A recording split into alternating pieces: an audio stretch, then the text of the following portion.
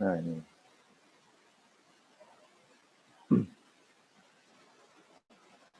Ininya sebenarnya di sini ya, kalau kita lihat gambar ini, saya ngulangin aja.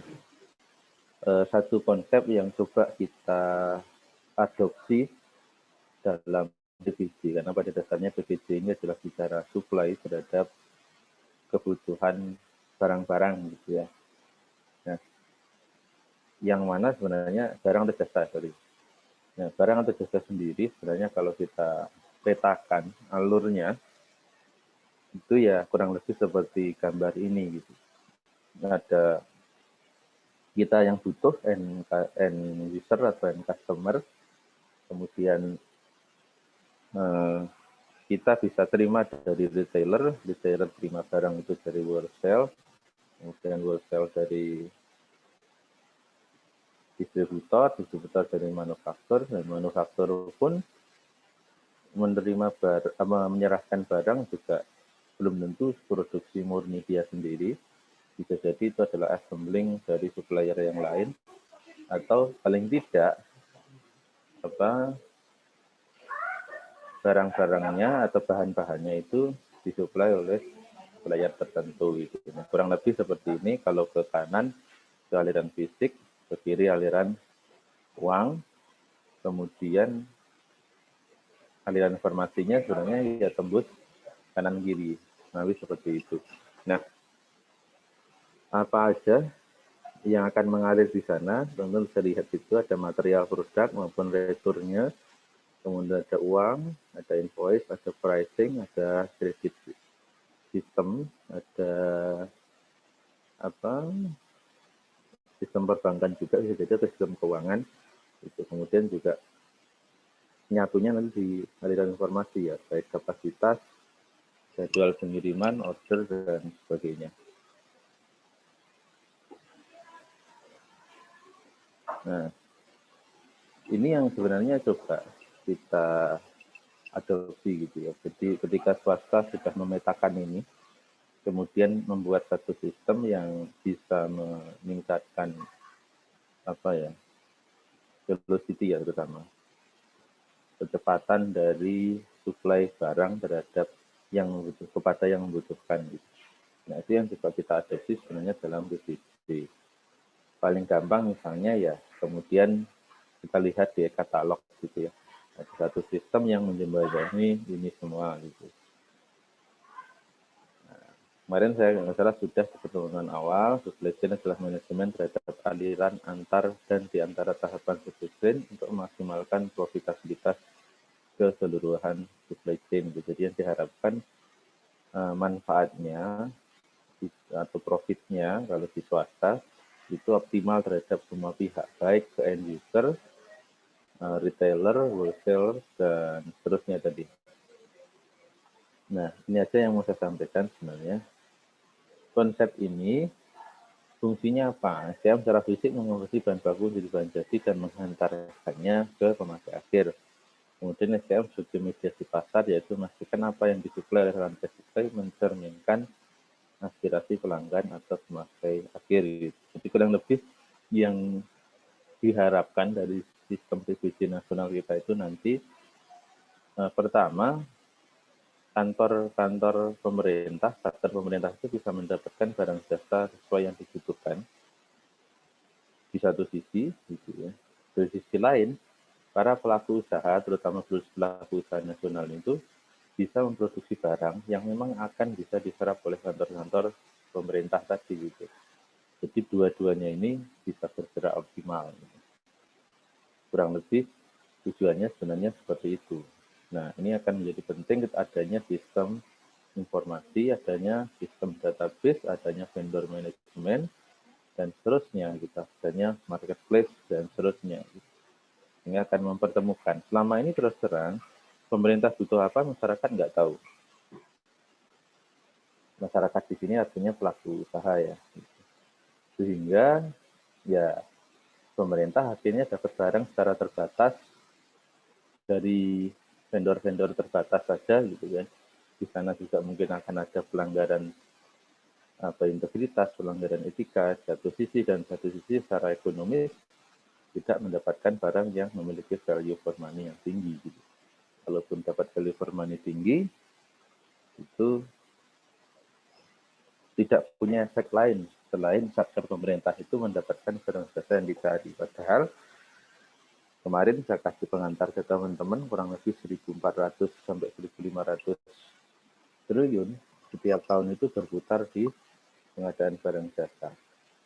Di satu sisi kita sering mendapati pelaku usaha kita, UMKM, dan sebagainya, itu teriak, bisa produksi barang, tapi nggak bisa jual, marketnya nggak ada gitu ya. Sudah dibantu, ada program-program pemerintah untuk membantu itu, termasuk misalnya pameran ke luar negeri, pameran di provinsi lain, dan seterusnya. Tapi ada yang belum ditangkap, padahal peluangnya sudah di depan mata, yaitu peluang dari pengadaan barang dan jasa. Gitu. Harapannya nanti langsung seperti itu sebenarnya dengan seluruh pengembangan sistem BPJS yang ada sekarang. Itu saja yang ingin saya tekankan. Kalau ada pertanyaan silahkan. Selebihnya saya akan masuk ada beberapa tambahan terkait manajemen kontrak. Silahkan kalau ada.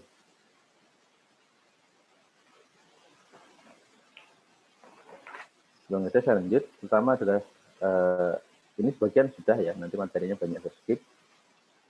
Saya mulai dari sedikit pengantar di definisi dan asas-asas kontrak. Ya. Pengertian sebuah perjanjian hukum antara dua pihak atau lebih yang bermaksud untuk membuat satu hubungan resmi yang berlaku menurut hukum. Ini definisi dari ICC tahun 2010. Di situ ada beberapa unsur pokok gitu ya, dari definisi ini gitu ya. Yang pertama adalah antara dua pihak atau lebih, hubungan resmi dan menurut hukum kurang lebih seperti itu. Kemudian unsur dasar kontrak, adanya penawaran dan penerimaan, per and acceptance, kemudian pertimbangan, kompetensi dari para pihak dan juga legalitas. Asas kontrak ini juga tidak boleh kita lupakan.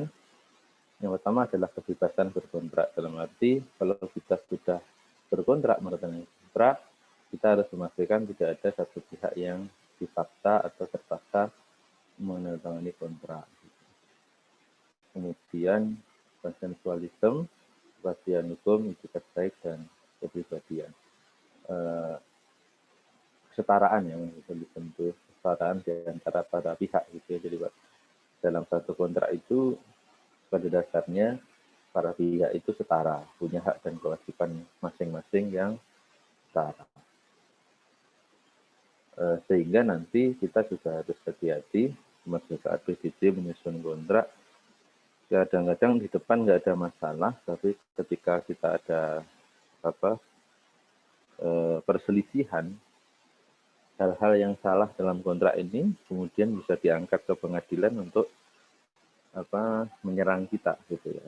Nah, beberapa tadi misalnya ketidaksetaraan, ternyata ada klausul yang ini membuat para pihak nggak setara. Terus tadi ada yang mengindikasikan terpaksa berkontrak gitu, dan seterusnya. Kemudian syarat sah kontrak, sepakat mereka yang mengikatkan diri dengan kecakapan untuk membuat suatu persetujuan. Teman-teman mungkin di mata pelajaran lain, mata kuliah lain sudah mendapatkan materi tentang ini ya, terutama kecakapan menurut hukum itu apa, gitu yang dianggap tidak cakap itu apa dan seterusnya. Kemudian satu hal tertentu dan satu sikap yang halal atau diperbolehkan secara undang-undang. Nah ini kita mulai masuk ke sini. Dokumen kontrak. Apa aja sih yang dari dokumen kontrak untuk kontrak PBJ gitu ya. Nah, tentu kontrak kan ada macam-macam gitu ya. Di luar PBJ juga banyak kontrak.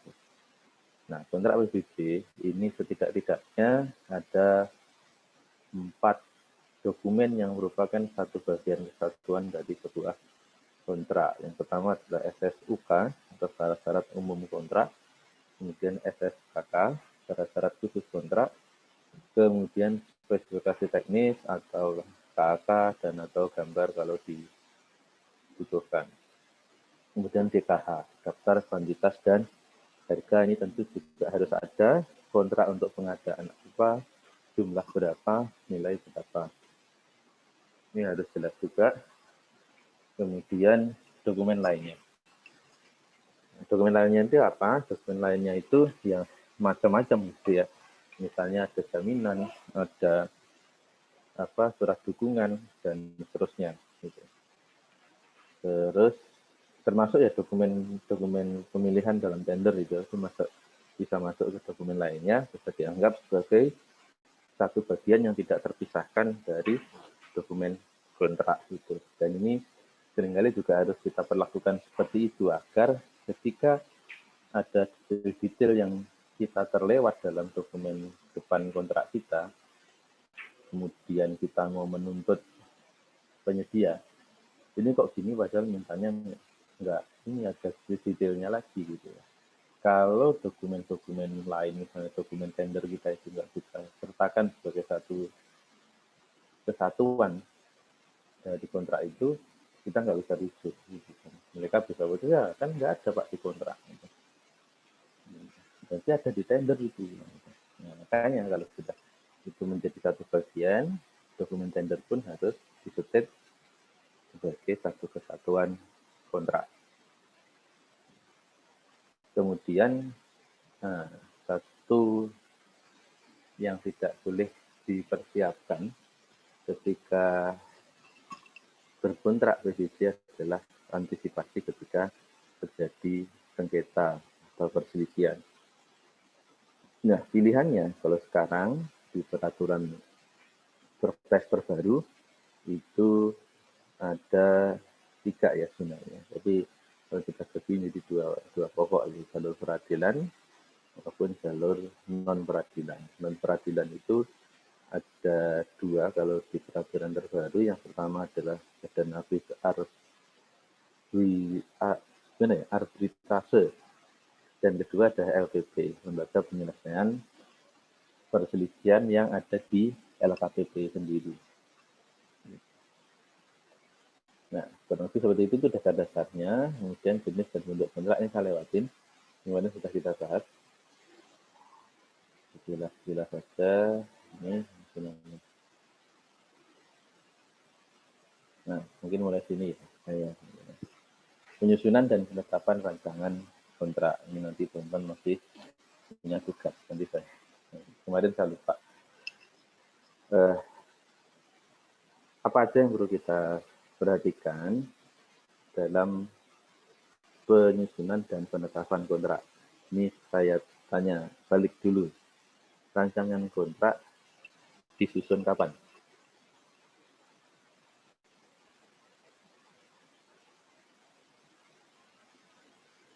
Yang mau jawab, di perencanaan pengadaan, di persiapan pengadaan, atau di pelaksanaan pengadaan?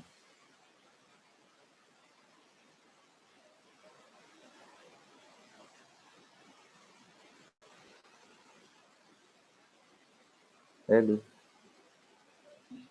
Halo, Pak. Ya. Kapan? Rancangan kontrak ya, itu baru rancangan kontrak, belum kontraknya. Atau persiapan ya, Pak? Persiapan. Ada lagi?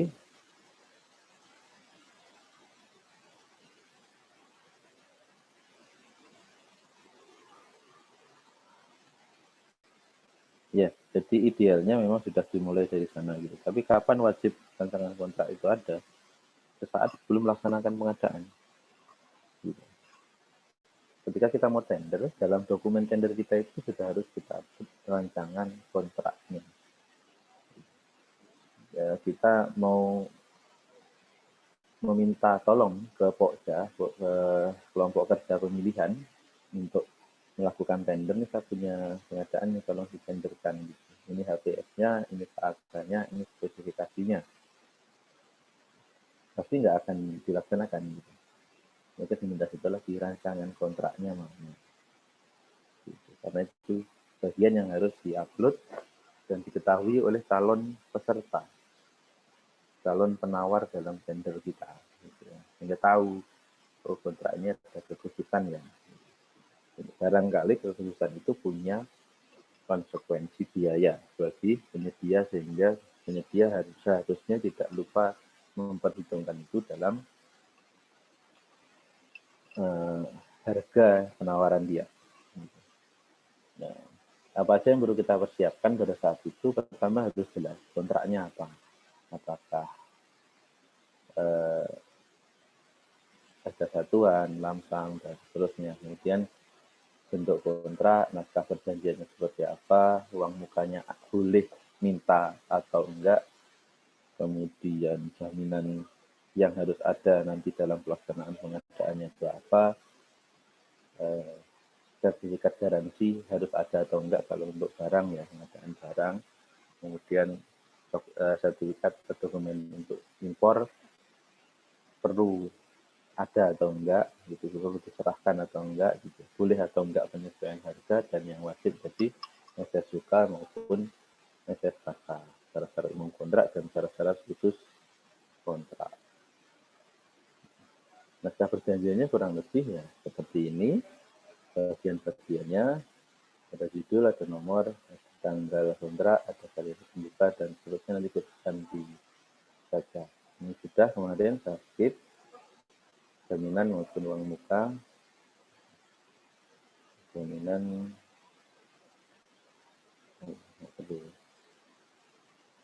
pelaksanaan, jaminan uang muka, dan juga jaminan pemeliharaan. Dan sertifikat garansi tadi untuk barang. Impor kemarin sudah, dan penyesuaian harga ini boleh untuk pekerjaan yang di atas 18 bulan. Dan boleh ketika kita sesuaikan mulai hitungannya dimulai di bulan ke-13. Kemudian sudah, nah, kita mulai masuk ke sini. Apa saja yang diatur nanti dalam SSUK pada syarat umum kontrak? SSUK adalah ketentuan umum dalam pelaksanaan kontrak. Ketentuan umum ini berlaku untuk seluruh jenis kontrak, masing-masing jenis pengadaan barang jasa yang mengatur tentang hak dan kewajiban para pihak. Pengisian SSUK dilakukan bersamaan dengan penyusunan rancangan kontrak. Jadi boleh dibilang begini, ini sudah ada default-nya, SSUK itu seperti apa, dan karena ini ketentuan ini berlaku untuk seluruh jenis kontrak, maka relatif tidak perlu terlalu banyak kita sesuaikan.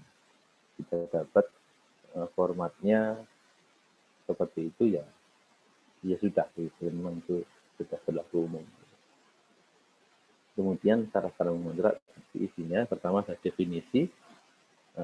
Di sana jika perlu ya disebutkan definisi terkait beberapa hal, baik terhadap bahasa-bahasa hukumnya, baik terhadap objek barang yang dikontrakkan, maupun hal-hal lain misalnya syarat pembayaran dan seterusnya. Gitu. Kemudian penerapan. Ini bicara mengenai lingkup, batasan, ketentuan, penerapan terhadap urutan hierarki dokumen kontrak. Nah, tadi ya, beda persepsi, perselisihan, dan hingga sengketa itu sangat mungkin terjadi. Nah, sedangkan rujukan yang dijadikan sengketa nanti adalah dokumen-dokumen kontrak ini. Jadi yang menjadi bagian dari dokumen kontrak itu banyak. Dari kontrak itu sendiri, SSUK-nya, SSKK-nya, ada gambarnya bisa jadi, ada KAK-nya, ada spesifikasinya, dan seterusnya. Nah, itu harus diurutkan nanti ketentuannya. Mana yang lebih tinggi? Misalnya, RAB dengan gambar beda. Mana yang lebih tinggi? Yang untuk dirujuk gitu ya. Misalnya di RAB-nya muncul memasang pintu ukuran 1 meter kali 2 meter misalnya gitu ya. Nah, di situ tapi di RAB-nya ternyata pintunya itu hanya 80 cm kali 2 meter. Nah, ini mana yang dirujuk ketika ini juga itu adanya di klausul mengenai atau bab mengenai penerapan. Jadi disebut di sana disebut urutan dokumennya itu seperti apa. Kemudian asal material.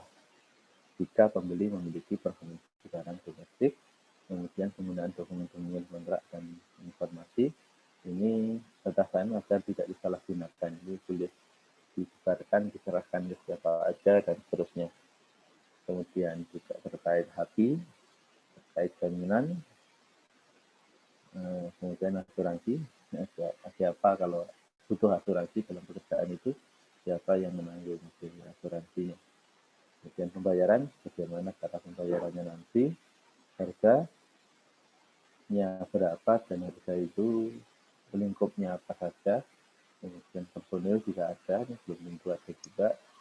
Kemudian penilaian pekerjaan, apakah perlu laporan kemajuan pekerjaan secara periodik atau tidak misalnya. Kemudian kewajiban para pihak, jadwal pelaksanaan, dan klausul-klausul lainnya yang sesuai kebutuhan. Ini contoh ada juga pengadaan barang. Ada berapa nomor atau berapa hal yang harus diatur. Di sini sampai 73. Jadi tadi ya, batasannya 14. Ini kalau diberikan jadi seperti ini. Sebanyak ini. Nah, ini juga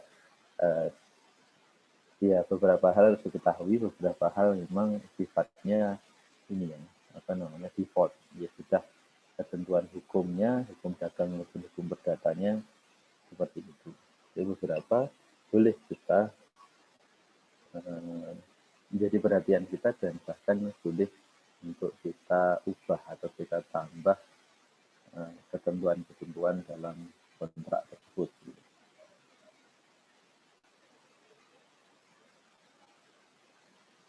Ini contoh pendek aja, gitu kan. Nah, ini ada sebenarnya kalau teman-teman kemarin di pengadaan web.id itu, kalau ingat saya ada contoh-contoh kontraknya. Ya, ini default informasi ya, beberapa terlihat default banget gitu kan, kayak misalnya perpajakan gitu, penyedia, subpenyedia, dan personil yang bersangkutan berkewajiban bayar semua pajak, biaya restitusi, dan mengenakan langkah yang dibebankan oleh peraturan perpajakan atas pelaksanaan kontrak ini. Undang-undang perpajakan ini dianggap telah termasuk dalam nilai kontrak. Itu standar banget, tapi ini harus ada. Dan seterusnya, kemudian SK ini relatif lebih pendek. Kalau ini bisa berhalaman-halaman, bukan 11 halaman. Kalau SKK ini biasanya cuma 1-2 lembar. Karena secara ketentuan khusus, lebih rinci atau mendetailkan atas 1-2 hal yang di dalam SSUK-nya masih global. Jadi seperti itu.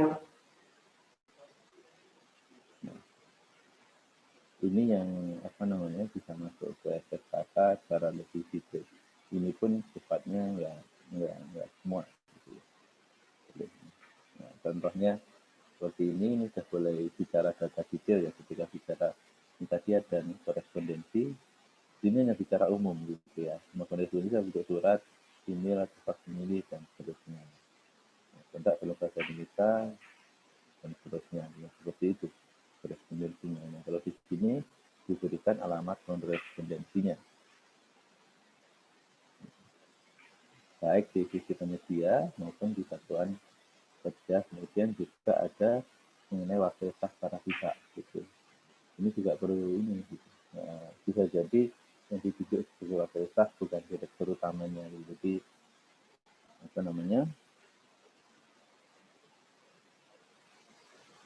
nanti pas tanda tangan kontrak atau tanda tangan laporan-laporan itu bukan direktur utamanya. Kemudian pengalian atau subkon, ini dibolehkan atau tidak. Kalau enggak berarti ya nggak usah diisi, nggak usah cantumin, berarti nggak boleh subkon. Gitu.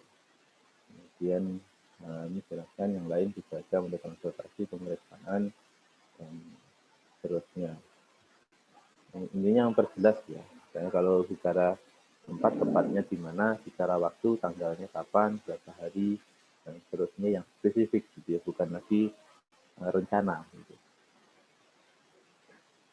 Ini dan termasuk ini penting ya, 4422 ini PPK akan dengan fasilitas berupa apa, dan ada atau enggak. Kalau enggak ditulis enggak ada, tidak ada fasilitas dari PPK. Itu misalnya yang saya sebut fasilitas itu ketika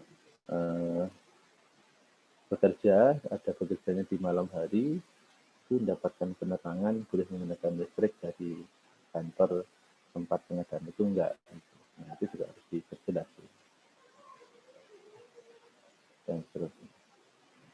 Oke, sampai sini ada pertanyaan?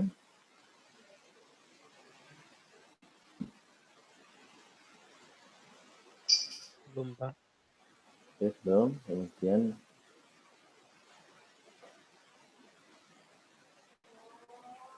ini beberapa yang perlu menjadi perhatian. Ini empiris ya, ini berdasarkan pengalaman mana yang sering disikat, kemudian timbul masalah karena 1-2 kata.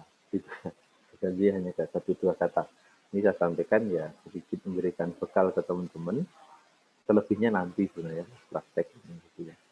Pertama, bentuk kontrak. Pilih jenis kontrak yang sesuai dengan sifat dan jenis pekerjaan.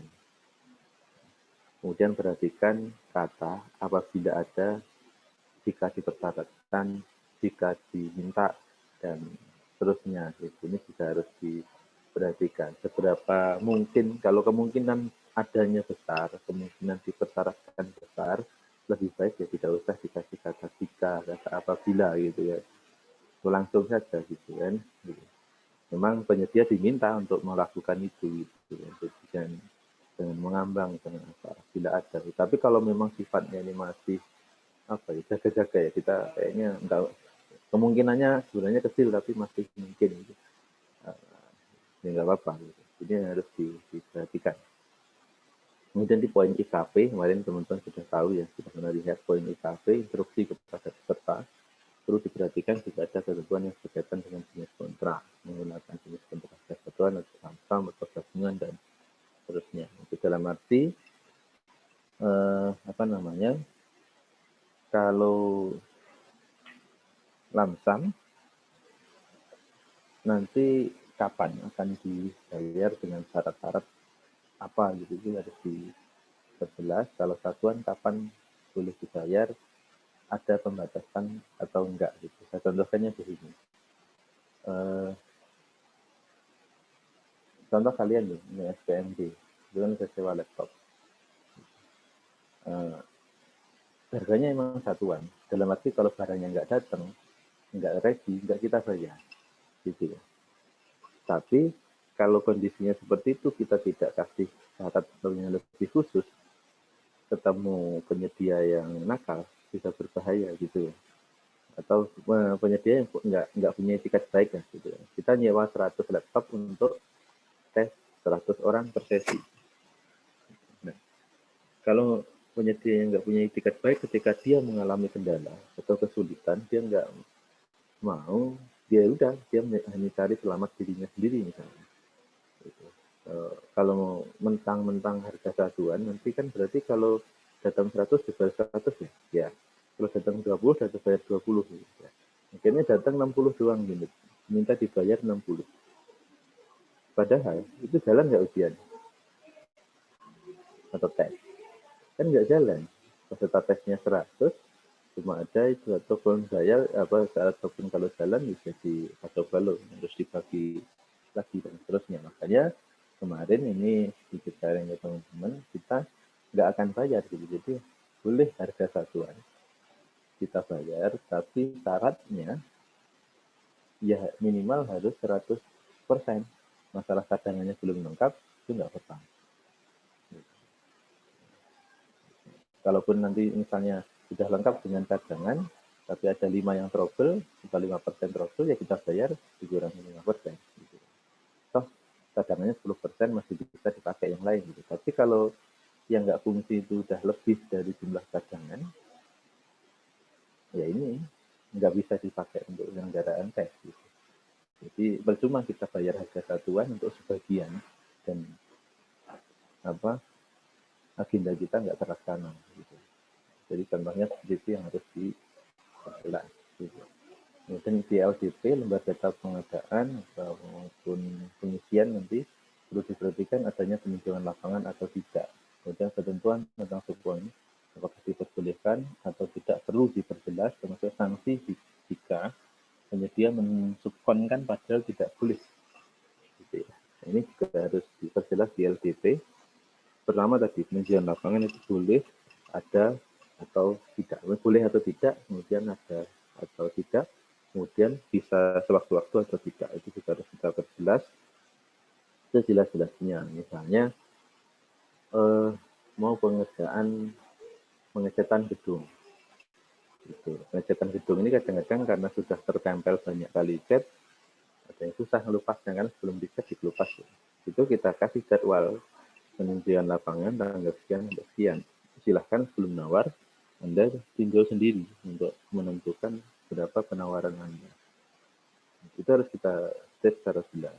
Jangan sampai nanti sudah kejadian, saya nawar, nah kita nggak dikasih kesempatan untuk melihat lapangan, sehingga kita kiranya ya yang dicat nih baik-baik aja, ternyata kalau rusak kayak gini nggak masuk hitungan saya gitu.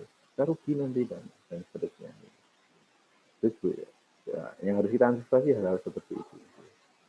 Kemudian ya tadi subkon, masuk kalau nggak boleh di subkon kan harus dikerjakan sendiri berapa dan sanksinya apa kalau dilanggar. Berikutnya dalam SSUK maupun SSKK itu hal-hal yang perlu kita perhatikan di SSUK. Perhatikan kata yang diatur dalam SSKK.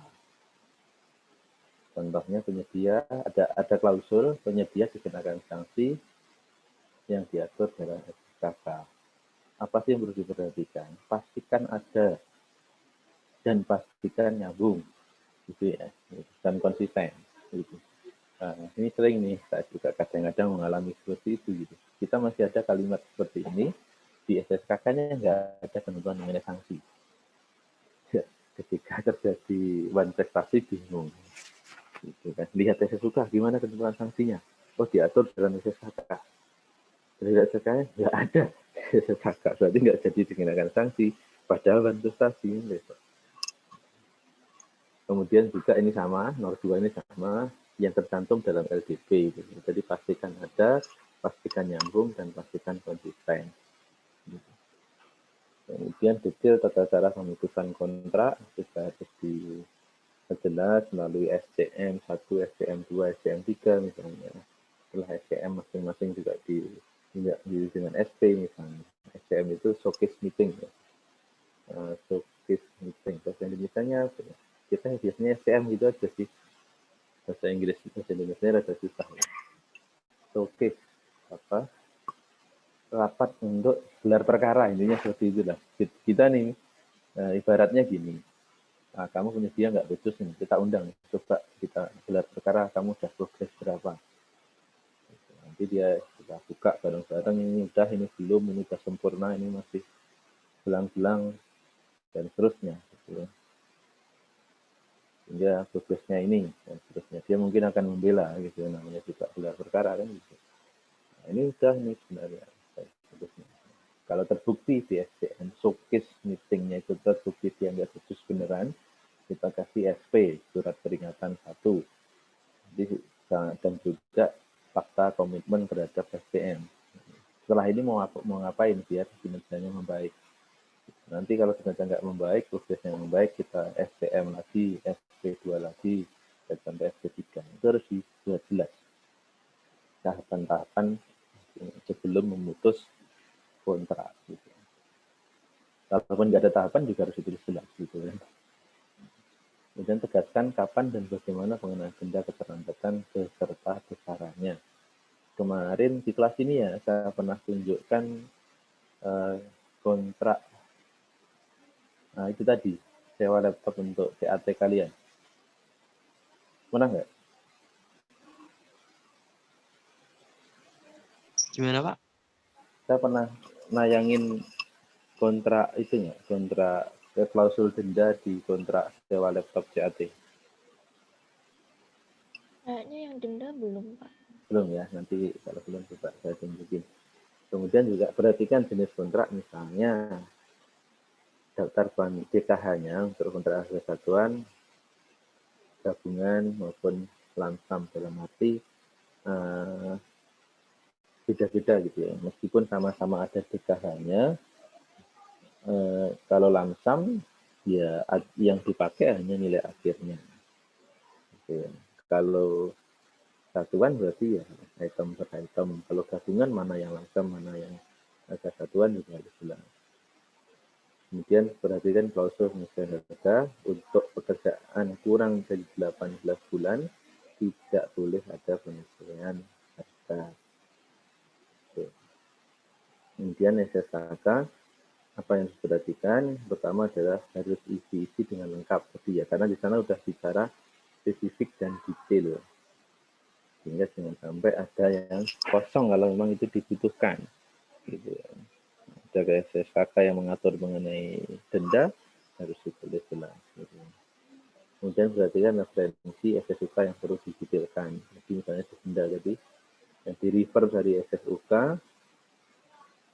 kemudian yang perlu didetailkan seperti apa. Kemudian perhatikan tempat penyelesaian sengketa, pilih di pengadilan atau di yang atau alternatif yang lain juga harus jelas. Kalau pengadilan disebut aja sekalian. Nanti perselisihan diselesaikan melalui LPP, LKPP, arbitrase, Badan Arbitrase Nasional, atau pengadilan negeri mana misalnya Tangerang Selatan misalnya. Itu jelas. Itu yang beberapa hal yang perlu diperhatikan. Saya nggak nyimpen ya, jadi saya search dulu.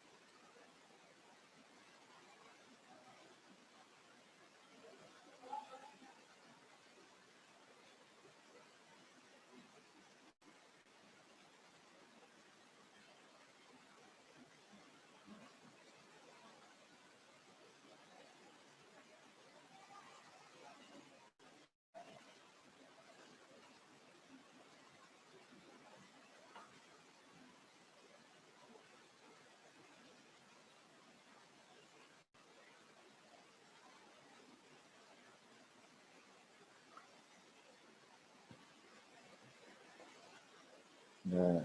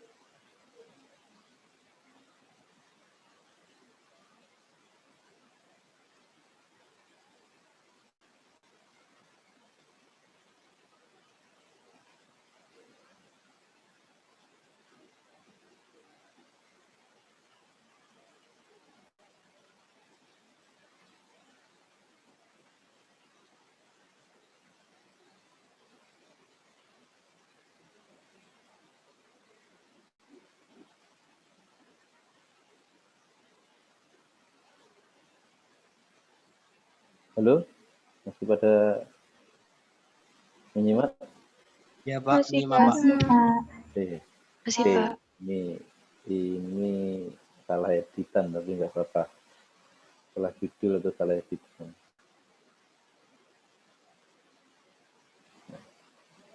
Nah, ini bentuk kontrak ini dari atas ya.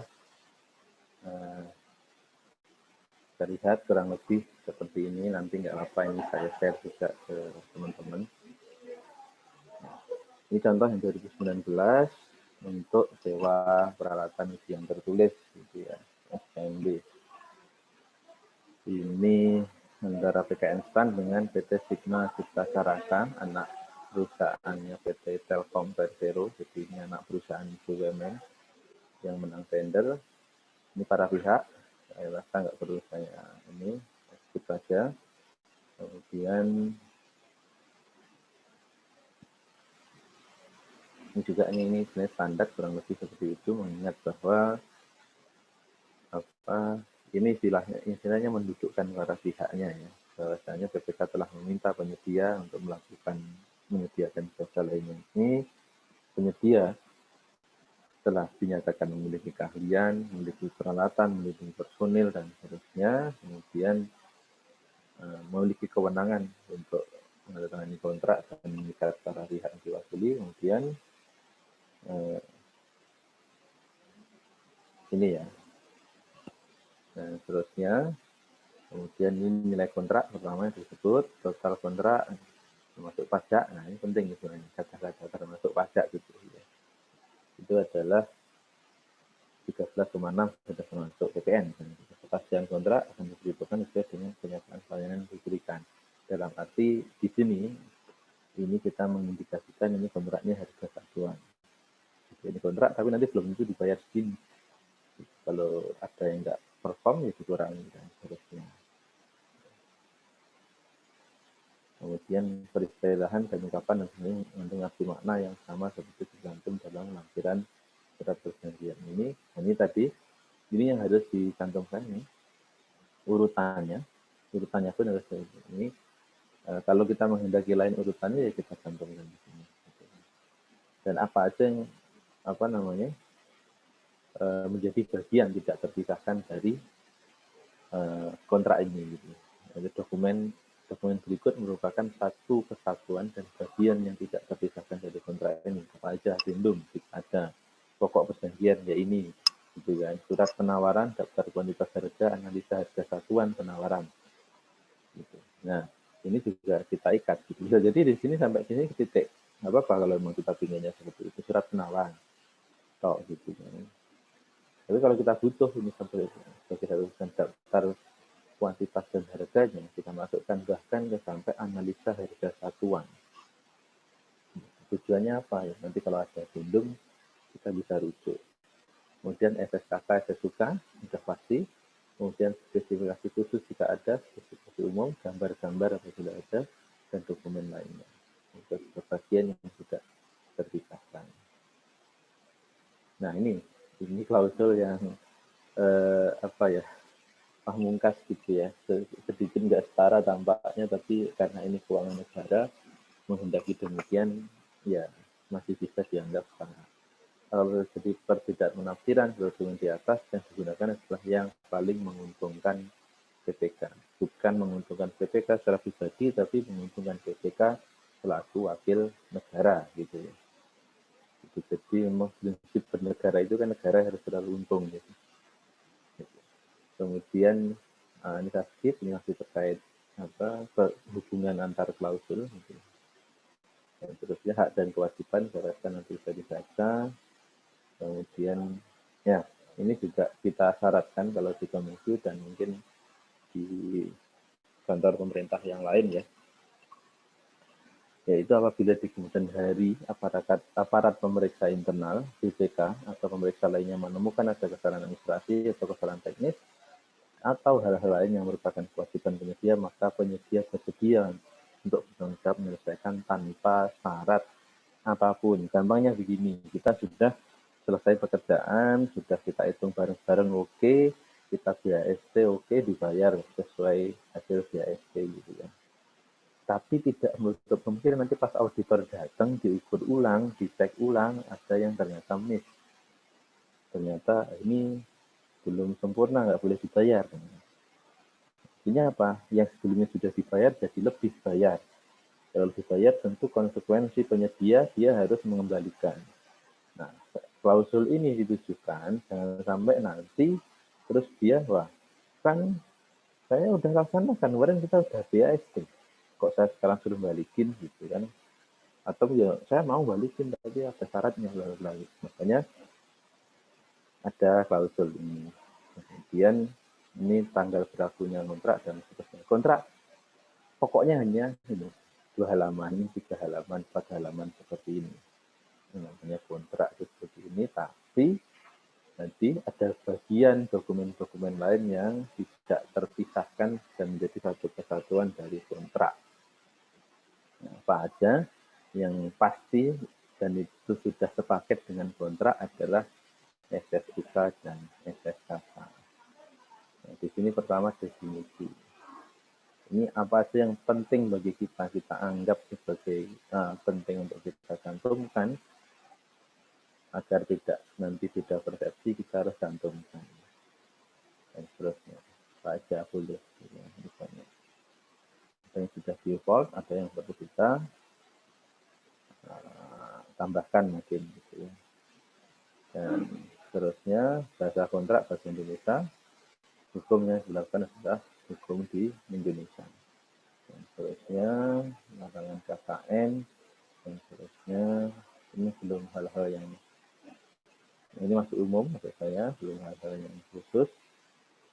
Dan seterusnya saya skip saja. Dan saya baca ulang ya, bacaannya di bawah.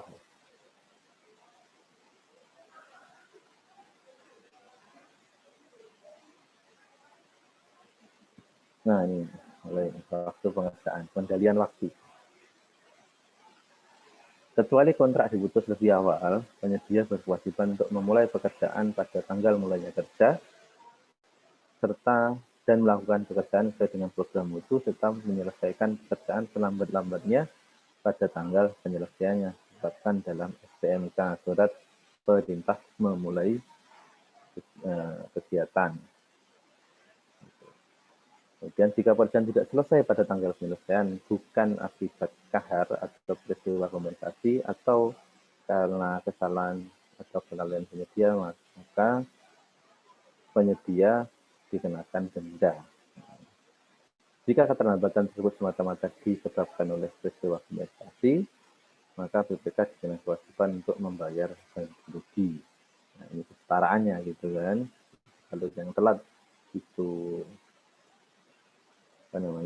penyedia ya didenda, kompensasi ya BPK dan seterusnya. Penyelesaian pekerjaan ini apakah bertahap atau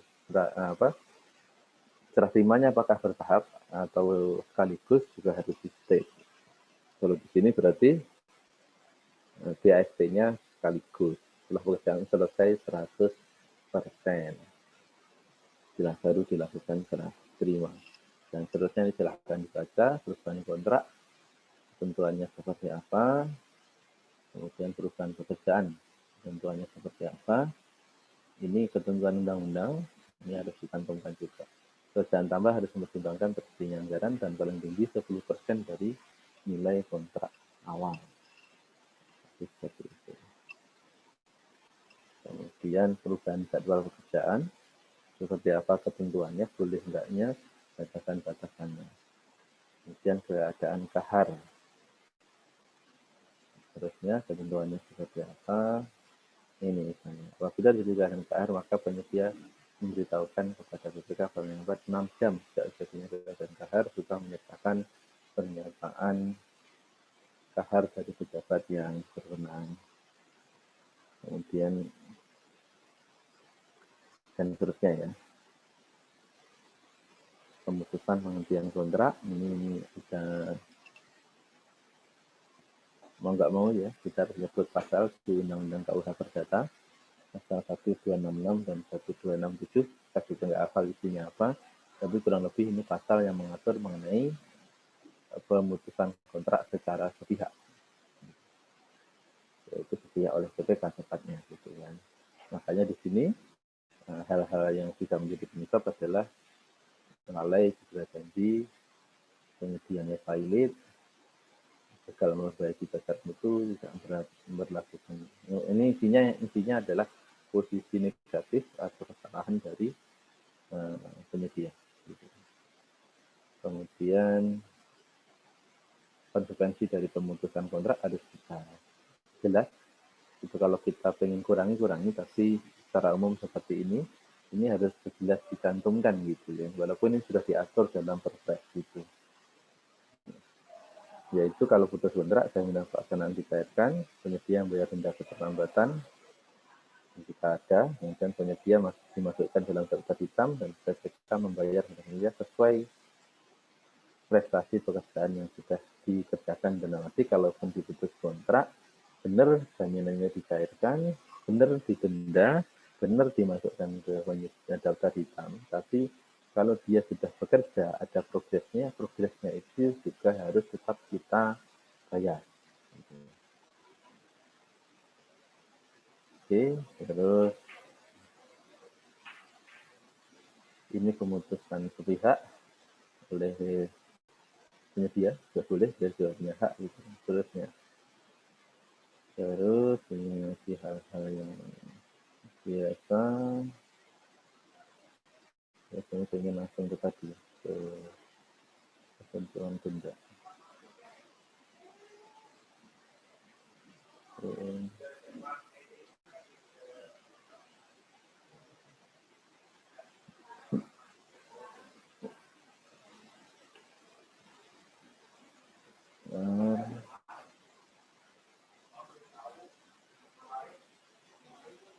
Nah, sudah, berarti tidak ada yang terlalu ini ya. Saya tak nyari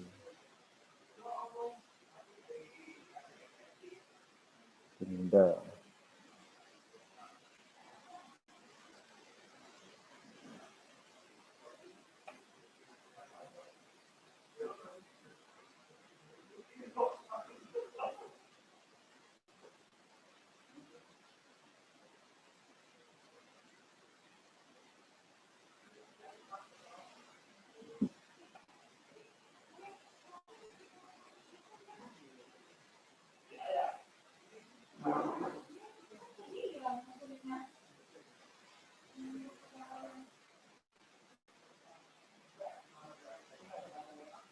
Ya, bisa kenakan denda tadi di atas gitu ya. Bisa mencari refernya. Nah, detailnya denda ada di SSK. Nah, ini SSK. Ini jadi agak banyak SSK-nya karena memang kita memasukkan klausul yang lumayan banyak. Nah, kita juga dimulai dari definisi, ini definisi tambahan secara khusus gitu ya. Kita tambahkan, kalau nggak perlu ya nggak apa-apa, nggak usah dikasih gitu ya. Gitu. Jadi kita mendefinisikan siapa itu PKN STAN, apa itu SPMB, ujian tertulis. Nah ini penting karena namanya tertulis gitu ya, yaitu ujian menggunakan bantuan komputer yang merupakan salah satu kegiatan dari SPMB dengan pembagian sesi normal sebagai berikut. Ya, sesinya ini sudah kita cantumkan juga gitu ya. Artinya ini terdefinisi secara jelas di kontrak. Kemudian peralatan utama adalah meliputi seluruh peralatan sebagaimana tercantum dalam lampiran perjanjian ini yang disewakan oleh penyedia kepada perusahaan STAN dalam rangka mendukung SPMB. Periode sewa, nah, backup unit.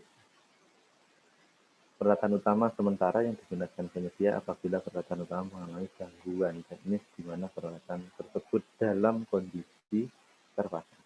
Ini definisi penting.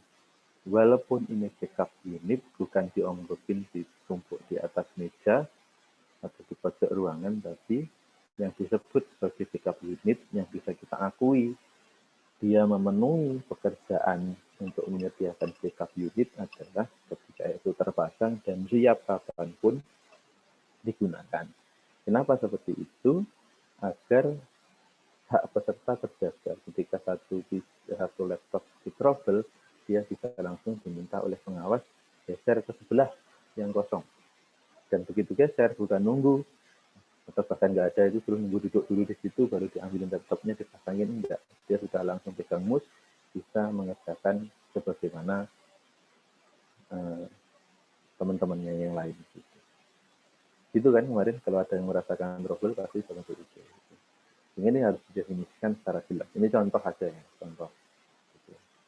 Kemudian korespondensi tadi alamat, PKN ini, sigma ini, dan seterusnya, wakil sah para pihak, siapa untuk BPK, siapa untuk penyedia.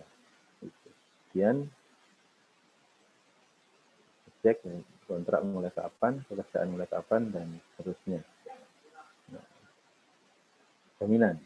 Penyedia menjamin bahwa peralatan mau menjadi objek sewa sah dikuasai penyedia dan mempunyai kewenangan untuk menyewakan peralatan berikut OS atau aplikasi lainnya.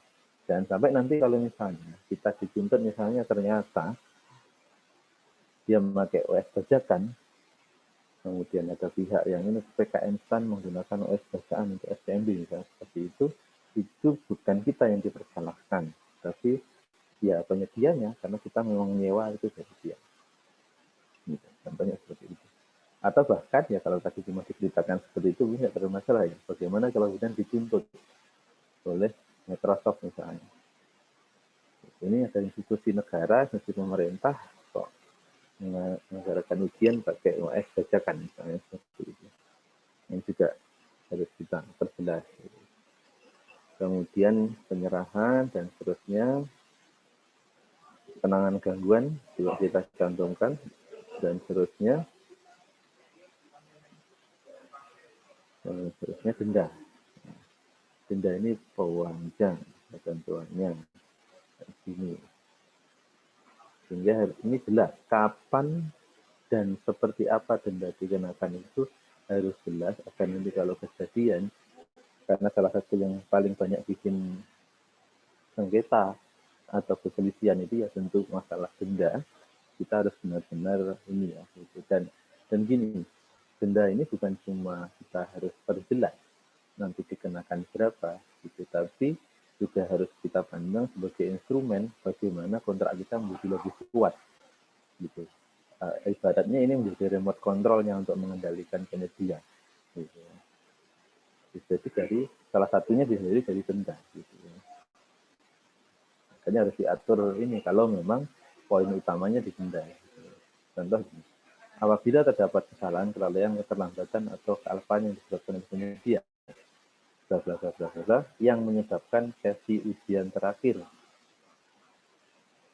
sesi 3 untuk Senin sampai Jumat dan sesi 2 untuk selain Jumat, sesi 2 untuk Jumat dimulai lebih dari pukul 19, maka penyedia dikenakan denda 1/1000 dari nilai kontrak yang berlaku pada kota lokasi yang terlambat untuk setiap jam keterlambatan dihitung sejak pukul 19 sampai sesi dimulainya ujian.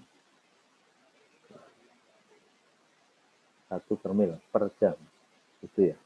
Kalau waktunya mundur. Kali keseluruhan. Kemudian apabila terjadi keterlambatan, ini jelas.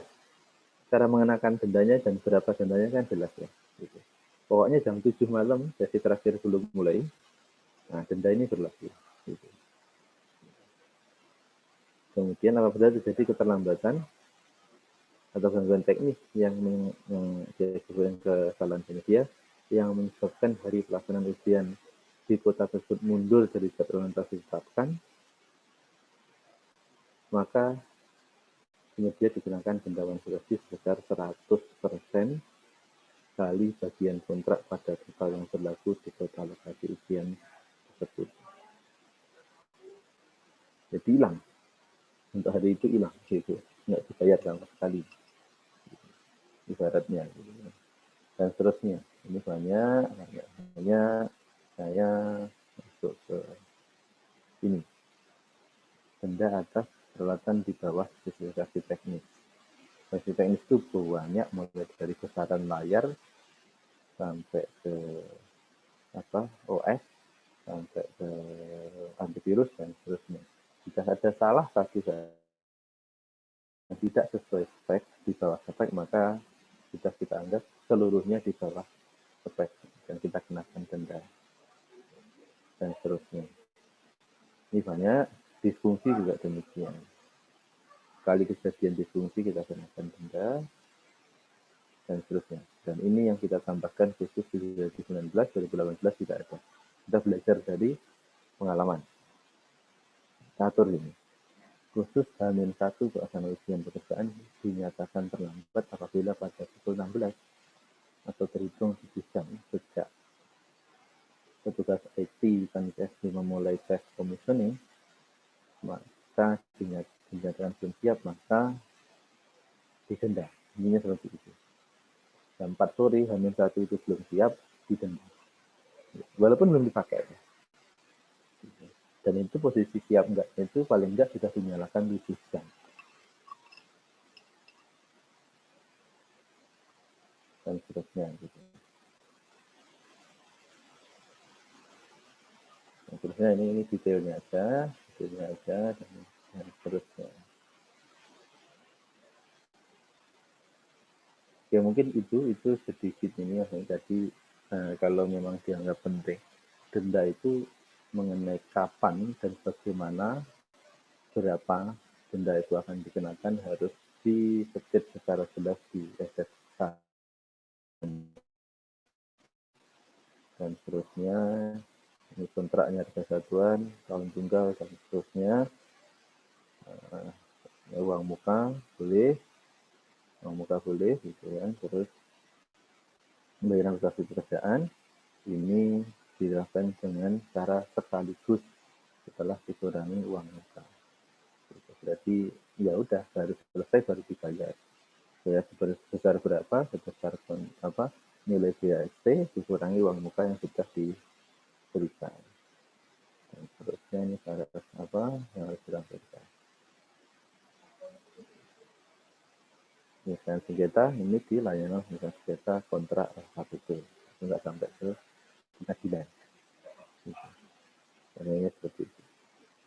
Jadi ini mungkin contoh. Ada pertanyaan barangkali dari teman-teman, silahkan.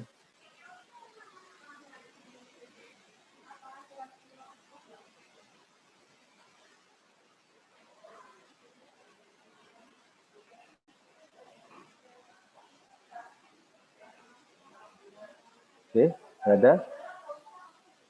Belum, Pak. Kalau belum, materi saya kayaknya ya cuma itu. Coba kita kembali ke slide-nya, masih ada lagi enggak?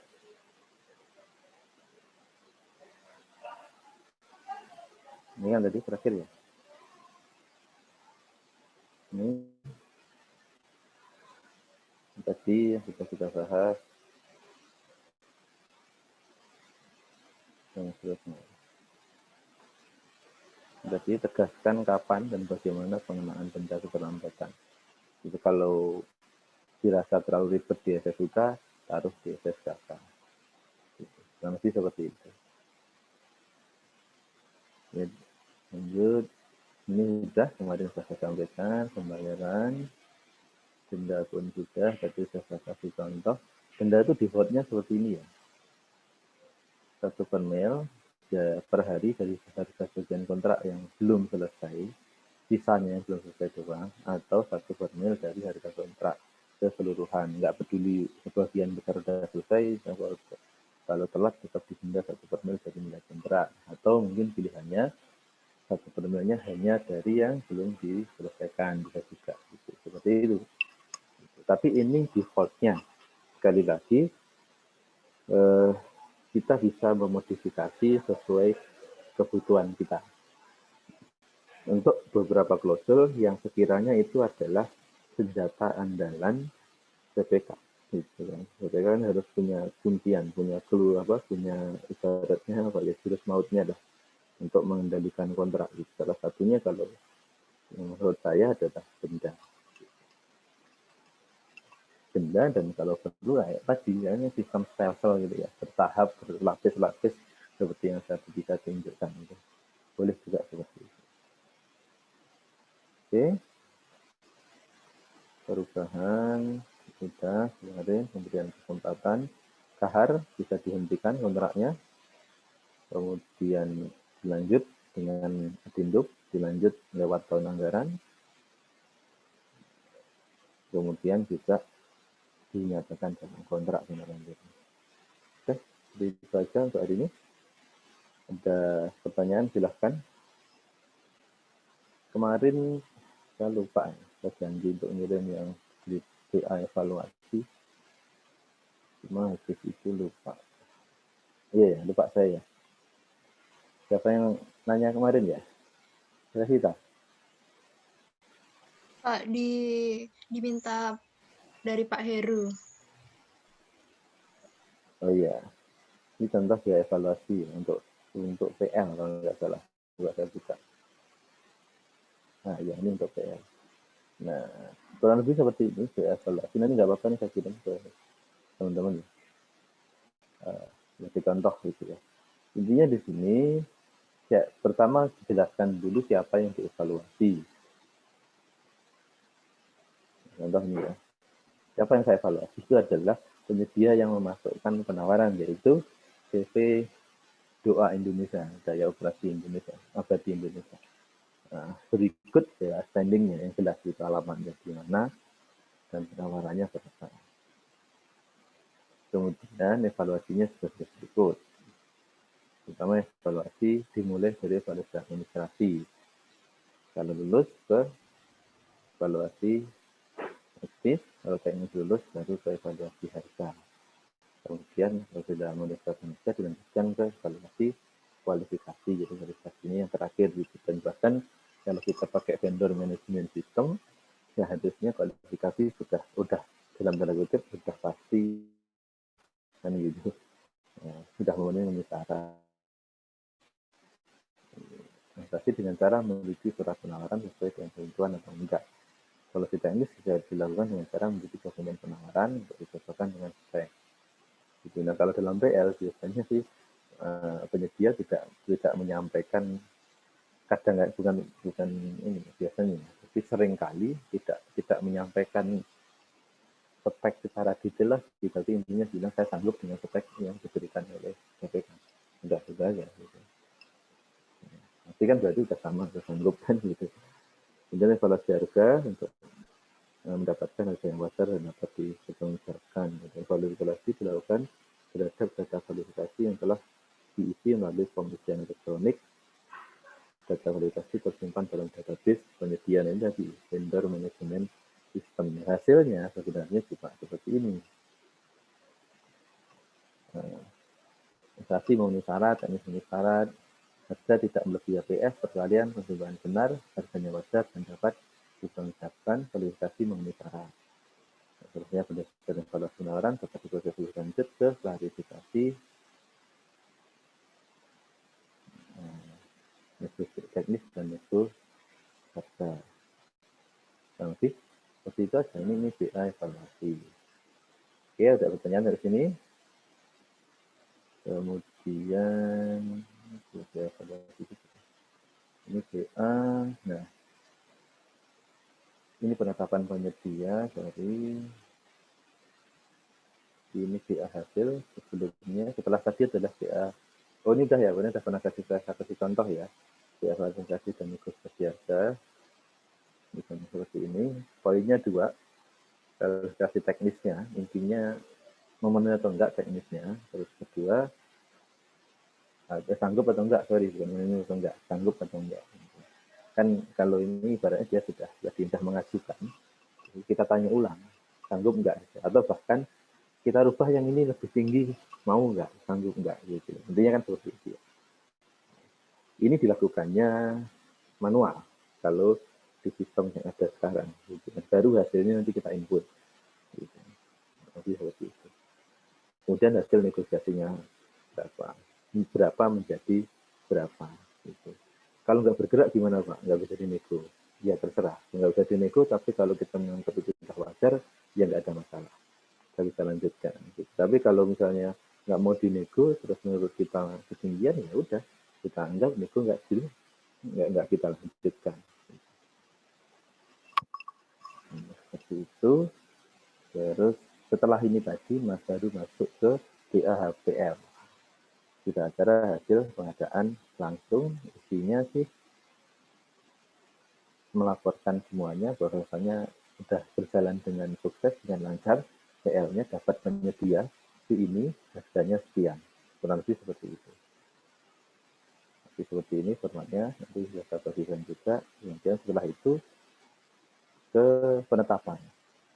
penetapan sebagai penyedia barang jasa. Ini tinggal ini aja ditetapkan aja udah enggak. Nah, proses selanjutnya setelah ditetapkan adalah menunggu penerbitan SK dari BPK. Nanti seperti itu SPK-nya ini. SPK-nya, halaman utama SPK-nya, kemudian ini semacam SSUK. Tapi seperti itu aja sebenarnya dokumen-dokumennya, contoh-contohnya. Nah, kalau di kita di Kementerian Keuangan terlihat ini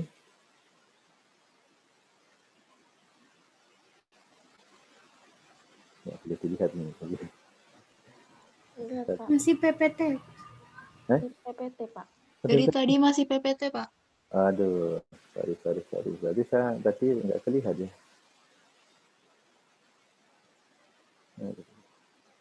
Yang ini tadi belum terlihat berarti ya? Belum, Pak. Yang BA tadi? Yang ini belum. Ini? Belum ya? Nah, ini tadi saya ceritakan ya, ini BA evaluasi. Ini kalau kemarin teman-teman yang praktek pengadaan langsung kemarin, ini BA pertama. Jadi yang pertama dilakukan adalah mengevaluasi penawaran. Untuk BA-nya seperti ini. Itu pertama siapa yang dievaluasi, cara evaluasinya seperti apa, kemudian hasilnya apa. Kemudian setelah itu ngapain. Lanjut ke BA, lanjut ke klarifikasi teknis dan nego harga. Nah, ini nanti saya share ke teman-teman.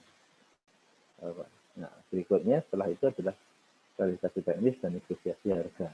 BA-nya seperti ini. Nggak harus persis, tapi poinnya adalah apa hasil klarifikasi teknis, sanggup atau enggak. Itu dengan spek yang sebelumnya sudah ditawarkan dan sudah kita minta, gitu kan. Terus kedua hasil negosiasi harganya dari berapa ke berapa tadi. Yang kedua. Nah setelah itu ke BA hasil. Ini seperti melapor kita sebenarnya. Laporkan apa yang sudah kita lakukan terhadap pengadaan tetapi maka di sini sudah tidak berdua lagi. Kalau ini sebelumnya tadi, dua sebelumnya, ini berdua. Dua pihak. Dua pihak. Tapi kalau sudah BA hasil, ini seperti sahabat pengadaan melaporkan hasilnya, gitu, maka dia sendirian. Ya, apa saja yang dilaporkan, ya tahapan-tahapannya, terus siapa yang kemudian disimpulkan menjadi penyedia, plus harganya berapa, harga yang akan dikontrak nanti.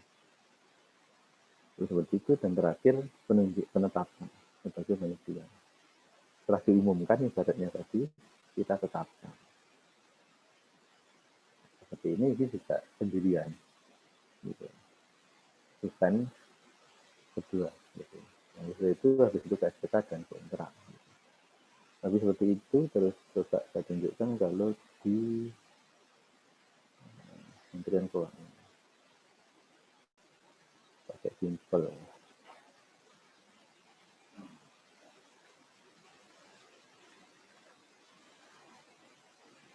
Pas dulu saya kelihatan enggak? Enggak kan? Tidak, Pak. Coba. Ayo mulai.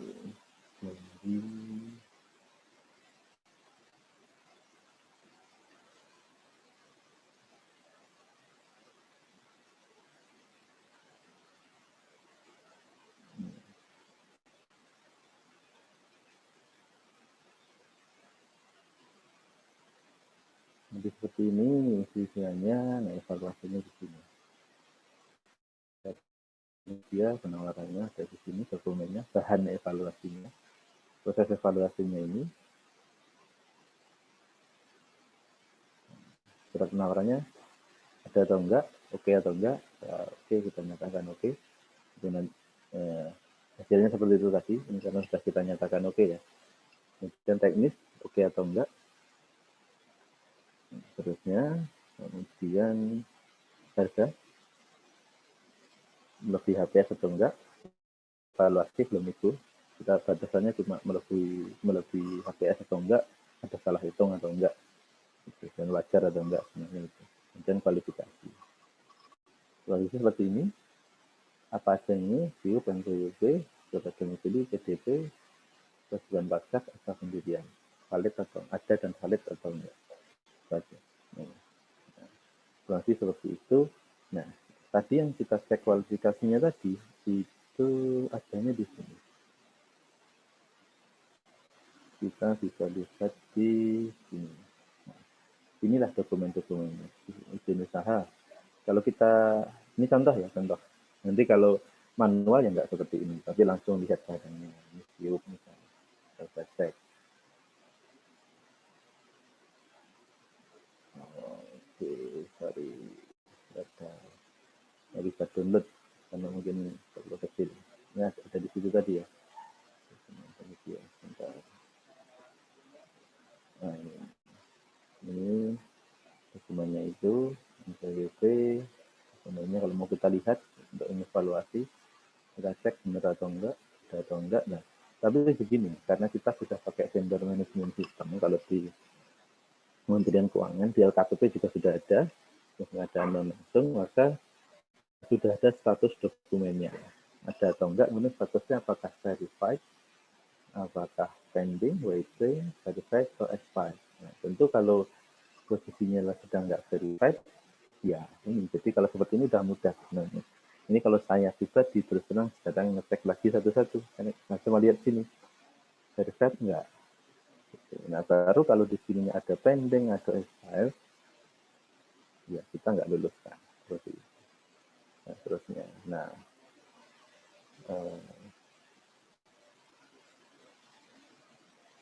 itunya kita lihat nih. Nah, ini hasil negonya. Turun sedikit, 1 jutaan. Kurang lebih seperti itu. Ini saya memberikan contoh. Nanti untuk menyelesaikan tugasnya, saya berikan beberapa contoh. Yang diminta Pak Heru apa? Dokumen SPK, Pak. Dokumen SPK berarti itu ya, ada di email tadi ada.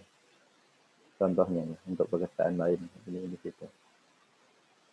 Dan oke, nanti nggak apa-apa. Nanti saya bagi ke teman-teman.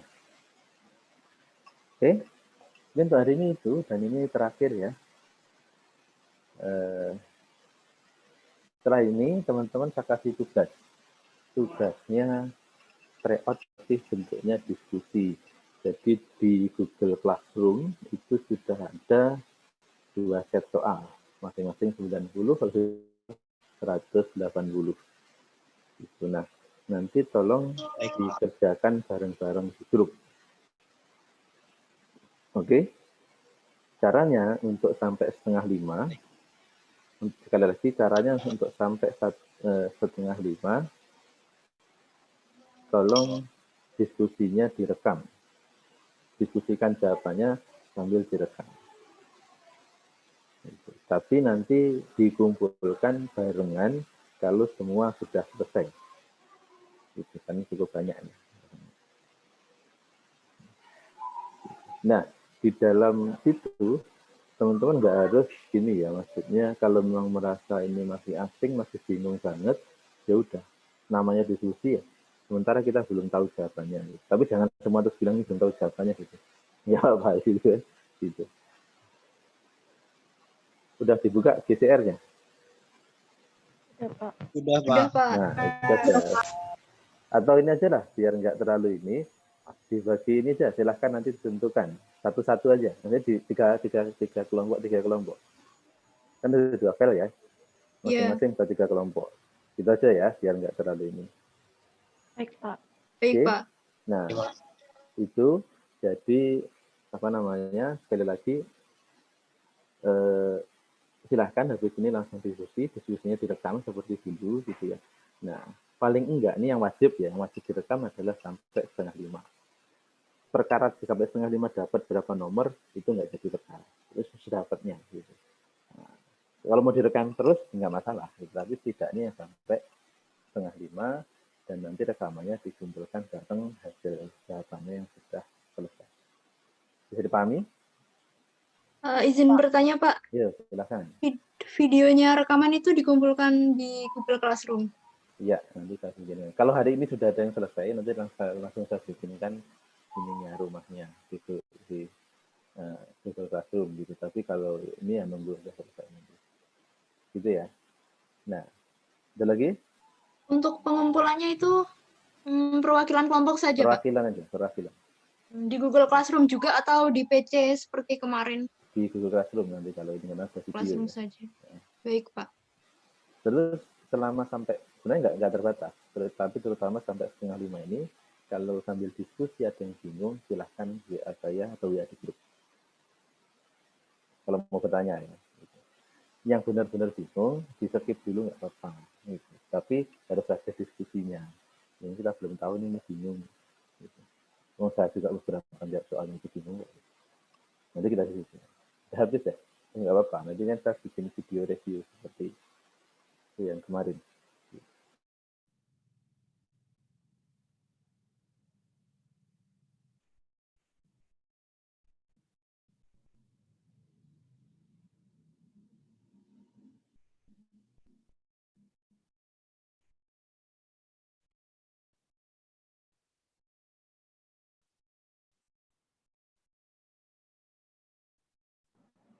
Halo.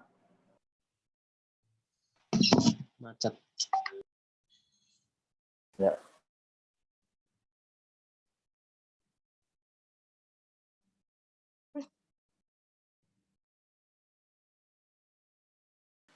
Halo. Tadi agak putus-putus, Pak. Pak. Jadi Agak saya yang putus-putus, Pak. Oke, saya pakai internet kantor nih. Ya. Jadi sekali lagi saya mohon maaf, seringkali susah jadwal kosong,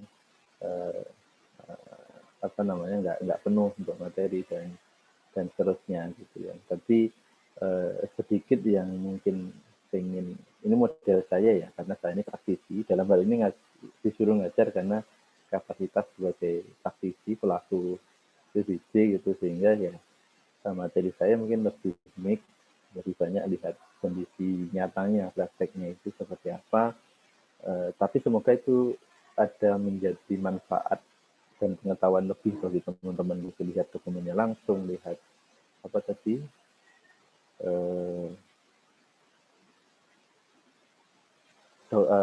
kontrak langsung dan seterusnya gitu ya. Lihat aplikasinya secara langsung gitu. Ini saya harapkan itu menjadi ini lebih gitu. Di beberapa kelas mungkin kalau dosennya bukan praktisi, itu tidak semuanya bisa ditunjukkan gitu. Seperti tadi, simpel itu nggak punya login, nggak bisa. Kebetulan saya punya, karena saya jabat pengadaan. Gitu. Nah, itu sama mohon maaf itu, terus kedua juga mohon maaf kalau ya apapun tadi, atas segala upaya saya mungkin belum semuanya bisa memenuhi rasa ingin tahu, belum bisa mungkin memenuhi semua komponen di RPS untuk saya sampaikan ke teman-teman. Dan PR teman-teman juga masih cukup banyak ini selain UAS, mungkin UAS nggak seberapa kalau lihat pengalaman UTS kan gitu. Nah nanti ujian sertifikasi gitu, karena ujian sertifikasi yang menyelenggarakan bukan BKN STAN, LKPP langsung gitu kan. Ujian sertifikasi itu biasanya open book, open peraturan, tapi banyak yang nggak lulus. Gitu. Karena kalau ditinggal buka peraturan waktunya habis. Gitu. Jadi ya beberapa hal pokok harus teman-teman pahami. Kemudian juga beberapa metode yang saya berikan dalam mengajar, ini sebenarnya masih coba-coba semua. PBJ ini kan hal baru. Jadi saya berterima kasih ke teman-teman, beberapa itu bagus. Tadi ya, seperti diskusi itu ternyata malah cair itu teman-teman. Walaupun ya itu saya masih kurang memberikan kesempatan, karena saya lebih banyak tugasnya seperti itu. Itu saja, dan tentu terima kasih atas atensi teman-teman saya, dan nantinya semoga lancar semua ujian, UAS ini lancar, semester ada PKL nggak? Ada, Pak. Ada PKL lancar, nanti semester 6 lancar, KCPA lancar, yudisium. Nah, ada ujian ini nggak? UKT nggak? Komprehensif nggak? Nggak ada ya? Kurang tahu, Pak. Jawab. Nggak tahu ya. UKT lancar dan juga ini apa namanya? Lulus. Dan saya tunggu sebagai rekan kerja saya. Gitu. Amin, Pak. Kalau saya masih di keadaan dan juga rekan kerja saya sebagai pelaku ASN. Gitu.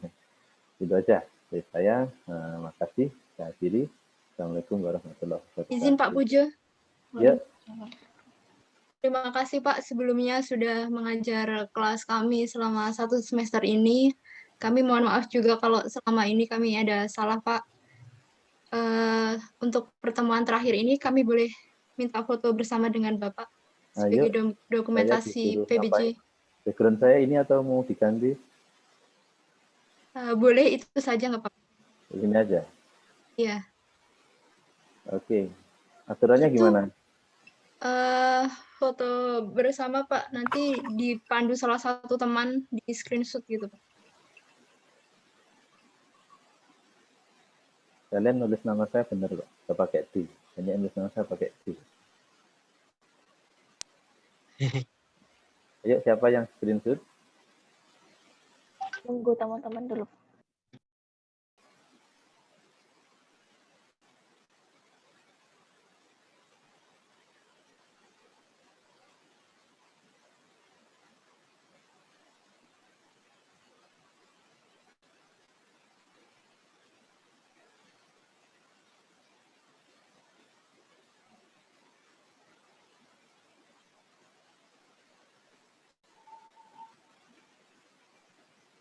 Saya kurang maju nggak? Udah Pak. Saya juga ya.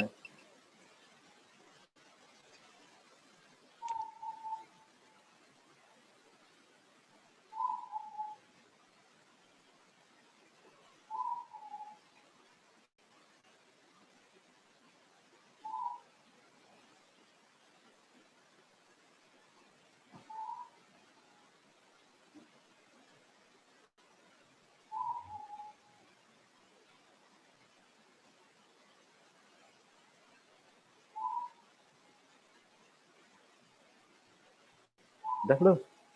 Sebentar Pak.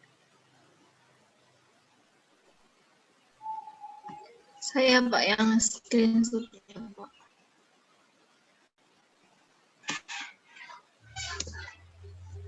Dihitung, Mbak. Dihitung. Slide yang pertama. 1, 2, 3.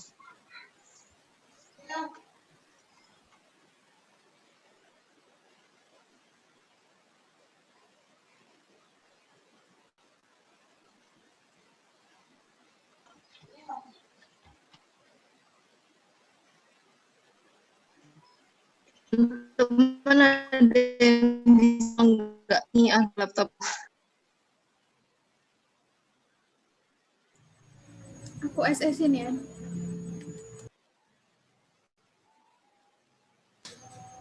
Oke, sekali lagi teman-teman.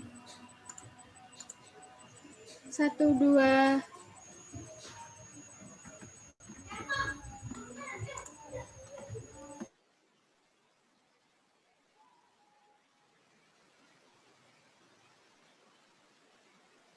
Ya?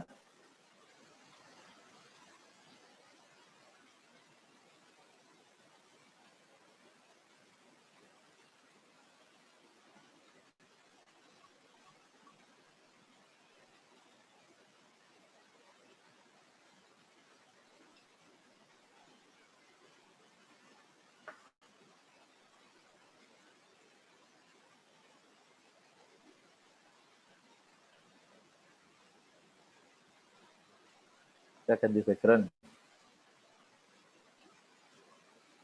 Udah belum nih? Lagi Pak, lagi. Lagi. 1, 2, 3. Saya masih punya background lain yang bikin kalian kangen kampus. Boleh, Pak. Apa ya? Nggak jadi dah. Lagi ya Pak. 1, 2, 3. Oh.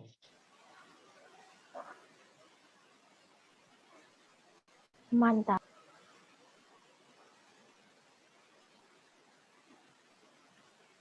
Udah? Udah ya? Sudah, Pak. Biar kalian segera Ya, diskusi, terima ntar kasih. waktunya habis. Oke ya, makasih teman-teman semua. Oke, Pak. Saya mohon maaf belum kenal satu Terima persatu kasih. semua juga. Terima kasih. Ya. Assalamualaikum. Terima kasih Pak Pujo. Waalaikumsalam. Waalaikumsalam. Terima kasih Pak. Terima kasih, Pak Pujo. Sekali ya. Baik, Pak. Siapa? Baik, Pak.